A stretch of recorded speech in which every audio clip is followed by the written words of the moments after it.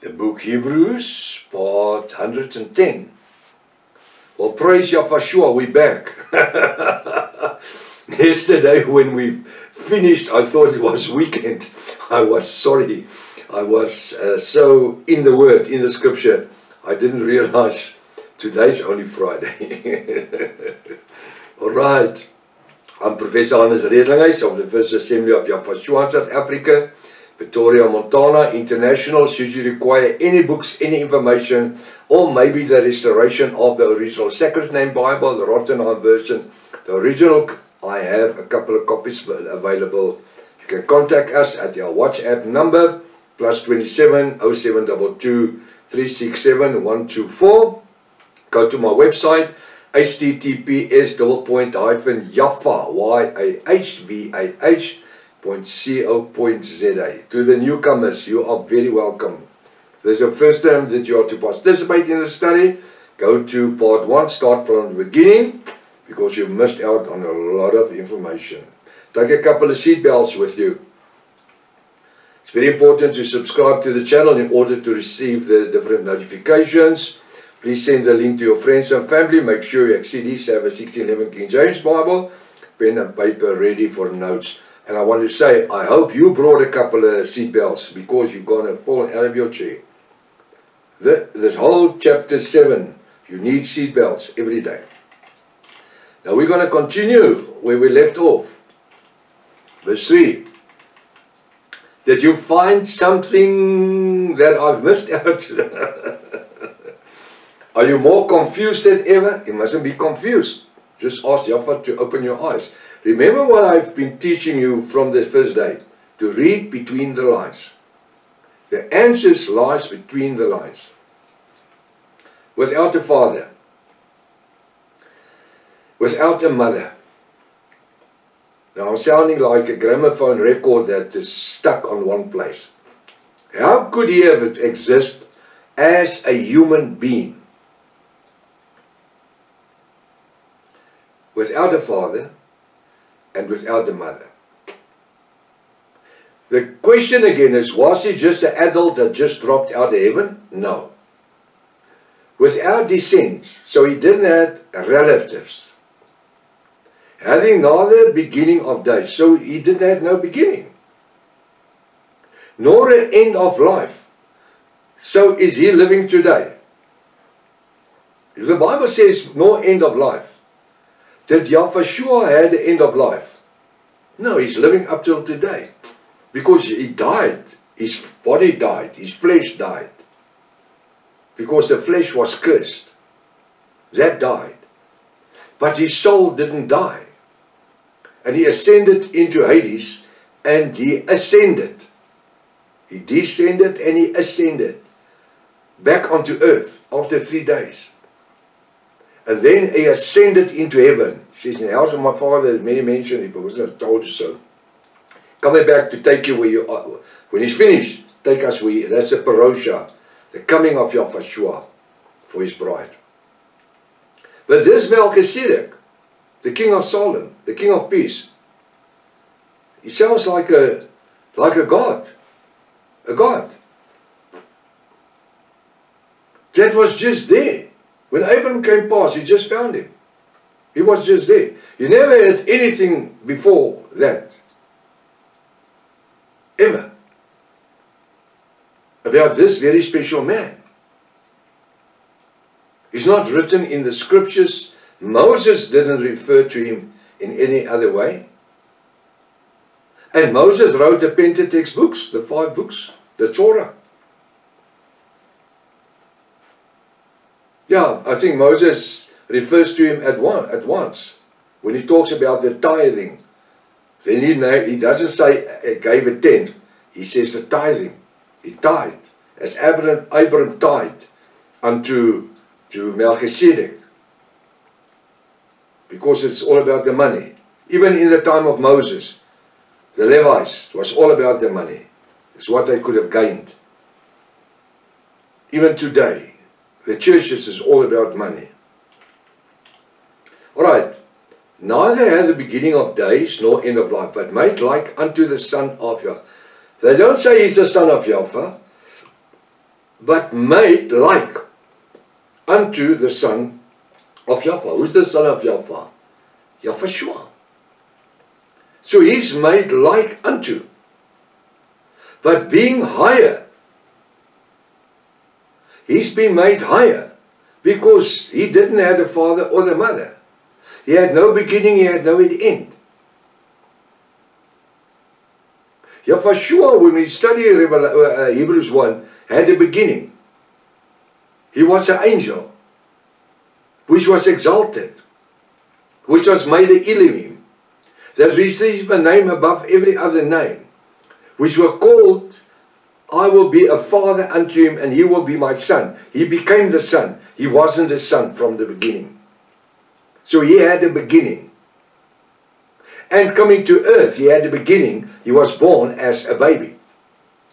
This guy, Melchizedek, nothing. So if I compare Yahushua to King Melchizedek, according to Hebrews 7 verse 3, Melchizedek is there, Yahushua is here. This is what it seems like. But made like unto the son of Yahweh. Now why would he say he will be higher than Yahushua? Because Yahushua didn't have all these attributes that the king of Salem, Melchizedek, had. Now he says, but made like unto the son of Yahweh. Abideth a priest continually. You see, priest, small p. So he was such a holy person, but he wasn't even called a high priest. He was just called a priest. So how can he be so exalted? And Yahushua has been called the high priest. And Yahushua brought a new priestly dimension, not with the blood of animals, but the blood, his own blood, the redemption blood of Yahushua. That made him the high priest above every other high priest. And that's why he's sitting on the right hand of the Father, Yahweh El Elohim, interceding for us. Where do we find Melchizedek? He's sitting on the left hand side. No scripture that says so. Melchizedek, being a priest continually, it had no end of life, just vanished into small air, into thin air. Where is he? There's no sign of his history. What happened to him? What happened to the nation of Salem, which was a country of peace? There's no country of peace on earth. Why? Because this is Satan's domain. Satan with a small s. This is Satan's domain. The earth. Sorry. We live on this earth, which is in the domain of Satan. But even here, Yahweh has placed us as Yahwist, as kings, sons and priests of Yahweh, to reign over the works and the authority of Satan, to bind him, to drive him out, to lay our hands on the sick in the name of Yahushua, cast out demons in the name of Yahushua. I don't see anything in the name of Melchizedek. I've never seen it. I've never seen Moses addressing Melchizedek anyway by addressing the fact that he says that he had paid tithes to Abraham's tithe to Melchizedek. He never tied to Melchizedek.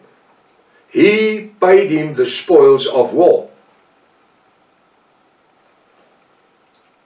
The agreement they had, he paid the agreement once and it was over. Where tithing is continuously.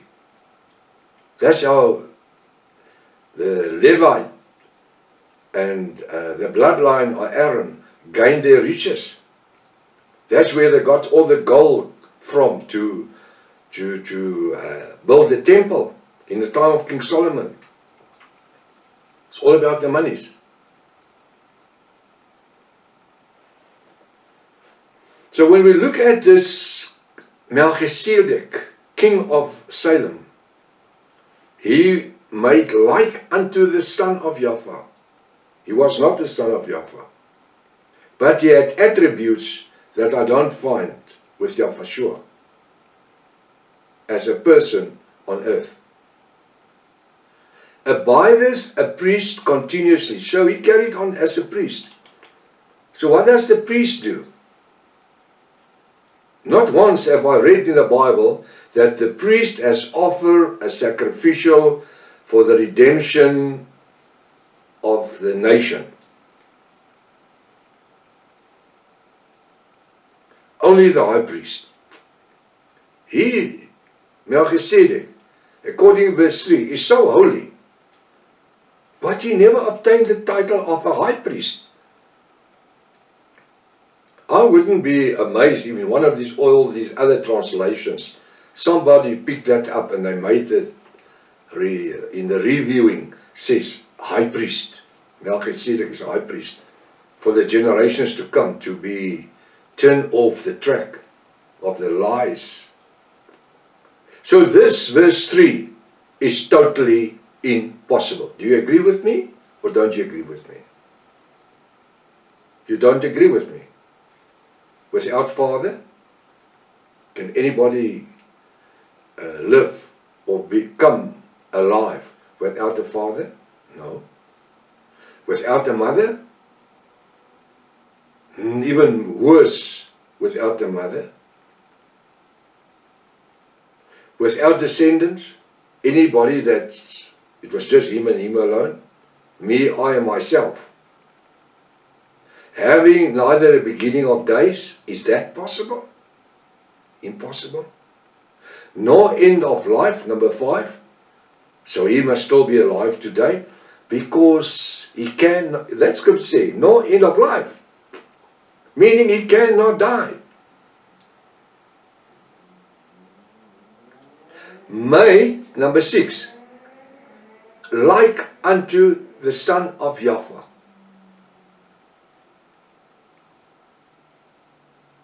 So I would then say, in the 16th heaven, he was a very godly person. Number 7, abided a priest continually. So he abided as a priest. He never became a high priest. Now I want to ask the question again. Can this be possible? Now don't just give me the answer to say, but it's in the Bible. Because the Bible says you're not to, in Revelation 22, I think it's verse 10, you're not to add or subtract or anything in the Bible, but with reviews. And the Roman Catholic Church, being people killers, they are known for that. And to worship idols. Just look at the Vatican. Look on the top of just under the gutters. Look at the roof. You see all these Martha faces. The Mother Church, with all these Martha faces, does this make sense?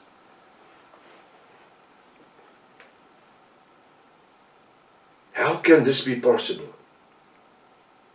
So, verse 3, I put a big question mark. Because the answers for every one of that 7 questions, there's not one answer. Not even one. So how did it come there? When was that placed there? Now it says in verse 4, now see how they play with your mind. Now consider how great this man was. Oy, oy, oy, oy, oy. He had 7 attributes. That some of these attributes didn't even, Yahweh didn't even have some of that attributes. Without father, without mother, no descendants. Because Yahweh had brothers and sisters. Bible says so. He had a beginning. There was an end to his life, his human life, and then the spiritual life kicked in. But he wasn't like the son of Yahweh. He was the only son of Yahweh. That's why the Bible says the only begotten of, the only, not Melchizedek, the only begotten of the Father. The angel that was glorified became the only begotten of the Father. He was begot. Melchizedek was never begot. Now it says, now they play with your mind in verse 4. Now consider how great this man was. What makes him great? The fact that you've just studied verse 3. And like in South Africa, we in our rivers and streams, you catch a fish called a yellow fish.